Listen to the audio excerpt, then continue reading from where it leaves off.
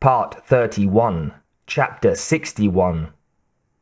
When Deakins emerged from the bomb car, Hale and Terry had gone around the side to the forward coupling. While Terry crouched beside him, steadying him on the rocking train and holding the shotgun, Hale attempted to work the screwdriver under the coupler knuckle pin. "Son of a bitch won't budge," he said. "Goddamn rust." Hale's eyebrows were thick with sweat. He dragged a sleeve across them, then bent, dug at the head again, slipped, and stabbed his hand. "Shit!" "You know what?" Terry said. "I'm going to go ahead a car and try the coupler there. You get to the bomb." He nodded and handed her the screwdriver. "You're pretty good at memorizing numbers, aren't you?" "You mean?" she asked. "Did I remember the code right?" "Yeah," Hale said. "That's what I meant." "I remembered it right," she said. "Have you?" He nodded, and they stared at each other for a moment. "In case something happens," Hale said. "I wanted you to know—" "Save it," Terry said.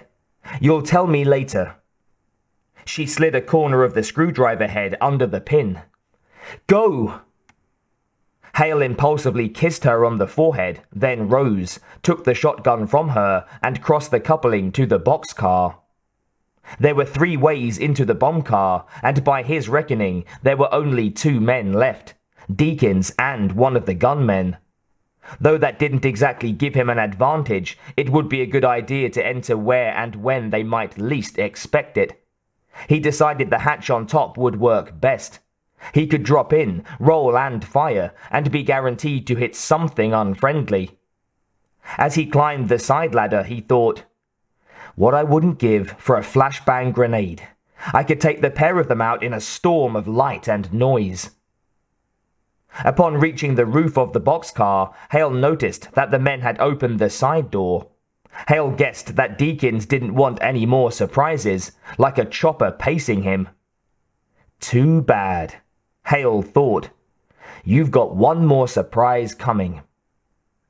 Hale was feeling confident that he could stop Deakins. He had the big momentum, though as he crawled towards the hatch, he reminded himself that surprise notwithstanding, it was still 2 guys against 1. As he approached the hatch, he saw the rope he'd used to try to snag Terry. The lasso beckoned.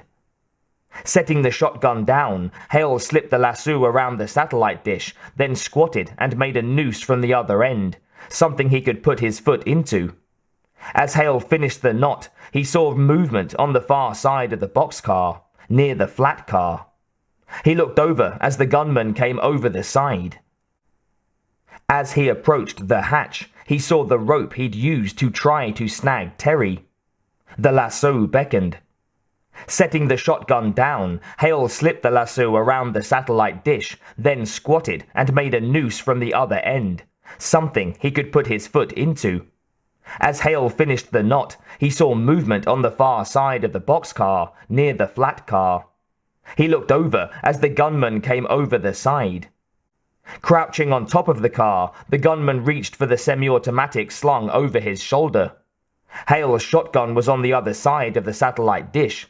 There was no way he could reach it in time. Hale's life didn't pass before his eyes, but fear did seem to heighten his senses. He heard the wind rushing past his ears, smelled the charred remains of the helicopter, saw the gunman's weapon come around in what seemed like slow motion.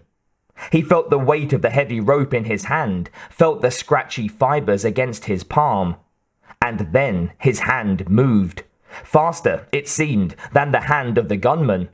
The rope went out like a whip, snapping across the top of the train. It struck the gunman waist high, and to keep from falling off, he had to let go of the gun and grab the ladder. The semi-automatic spun away from him, skidded across the top of the train, and dropped over the side. Now there was only the shotgun, and Hale dove for it. So did the gunman, who used the handrails of the ladder to fling himself forward. Hale landed on his belly, on top of the gun, but the gunman landed on top of Hale. The thug seized Hale's hair and pulled back. Hale screamed, flipped over, and managed to throw his attacker off. The gunman rolled to the side, rose, and ran again at Hale, roaring. Hale didn't have a chance to get the shotgun, but he was able to reach the rope, and climbing to one knee, he threw the noose towards the gunman's neck. It landed squarely as the gunman reached him. Flipping onto his back, Hale bent his legs, planted his feet in the belly of the onrushing gunman, and flipped him over his head. The gunman landed on his back and slid towards the side of the boxcar. He tried to pull the noose from around his neck, but it tightened as he sledded down the gently sloping roof. The other end of the rope was still looped around the satellite dish. He went over the side, and the rope went taut with a sickening thwang. Hale had crawled back to get the shotgun. There wasn't time to think about whether or not he felt bad for the guy, who was probably still strangling down there. Hale had Deakins and 20 kilotons of nuclear weapon to worry about. He was willing to bet his old partner hadn't dropped what he was doing to cut his man down. With the shotgun in his right hand, Hale walked towards the side of the boxcar and peered over. He was right. The gunman was kicking slightly, very slightly, as he hung in the open door. And then he stopped moving, except to twist in the wind as the train rushed ahead. Turning around and dropping to his knees, Hale grabbed the rope in his left hand and took a moment to contemplate the grotesqueness of what he was about to do. On the other hand, it was probably the most self-sacrificing thing this gunman had ever done. Taking a deep breath, Hale leaned back and did a makeshift rappel over the side.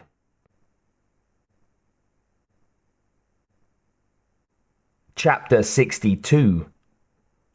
As he watched the train vanish over the horizon, Colonel Wilkins felt as though he'd let his country down.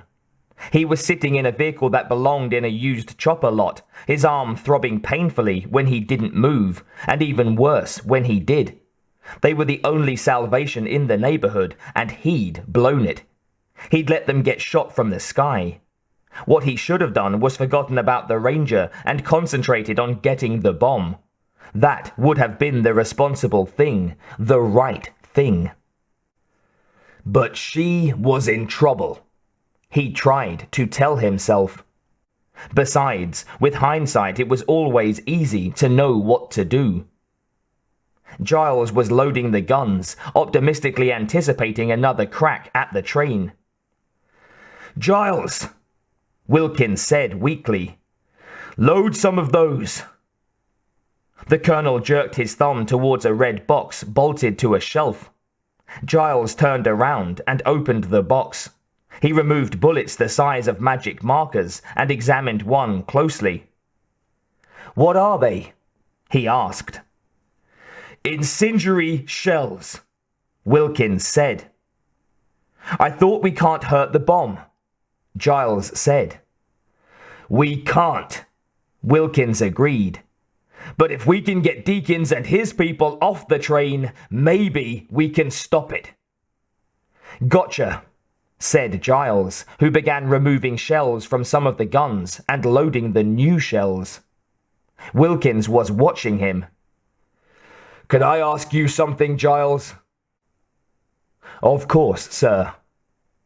"When you were at Yale, did you get to do a lot of shooting?" Giles flushed. He looked down. "No, sir. Most of our ROTC training was theory, battle tactics, ethnic sensitivity in command, that sort of thing." "I see," Wilkins said. "Well, just so you know, it's not complicated really. All you have to do is point and pull the trigger. The gun does the rest." "I think I can handle that." Giles smiled. Wilkins returned his smile, then lay back and shut his eyes. He envied Giles the busy work, not to mention the hope. Having either of those right now would have made Wilkins a happier man. Instead, there was nothing to do but fight the pain and wait. Wait for Captain Chan to finish rewiring the damaged panel, or for the flash that would incinerate them all. Damn fucking deacons, he thought. The people entrusted with nuclear weapons were tested inside and out. Psychological profiles, backgrounds, friends, politics, every damn thing. How the hell had that waffle gotten in the stack? What bothered him most about dying was all the people who would be going with him. That, and the fact that he'd have a moment between the time of the detonation and the arrival of the destructive pressure wave to reflect on his failure. He only hoped that the explosion they'd seen on the train was Deacon's helicopter. It'd be gratifying if goddamn Deakins boiled in his own atomic juices. Captain Chan's voice pulled Wilkins from his reverie. I think I've got it, the pilot said, examining a connection. The smooth-faced young airman sat up and examined a panel. Yeah, that should do it. Good work, Wilkins said. The colonel sat up in his seat and sucked air through his teeth as pain shot from his arm to his neck and down his side. Chan didn't look quite as pained as he turned the key and fired up the main rotor. He looked wary and concerned, like a kid waiting to get his report card. There was a loud, discouraging pop. That sounded like a light, Chan said, blown by a power surge. Then there was a healthy chugging sound from somewhere above, followed by a gentle whirring as the rotor began to turn. Looking fine, Chan said as he moved the throttle and glanced from gauge to gauge. Looking real fine. The chunk, chunk, chunk of the drive shaft built quickly, and Chan gave his passengers a thumbs up. We're flyable, Chan said. Then let's go, Wilkins said, sitting up taller. His arm didn't seem to hurt as much as it had before. I still want those fucks,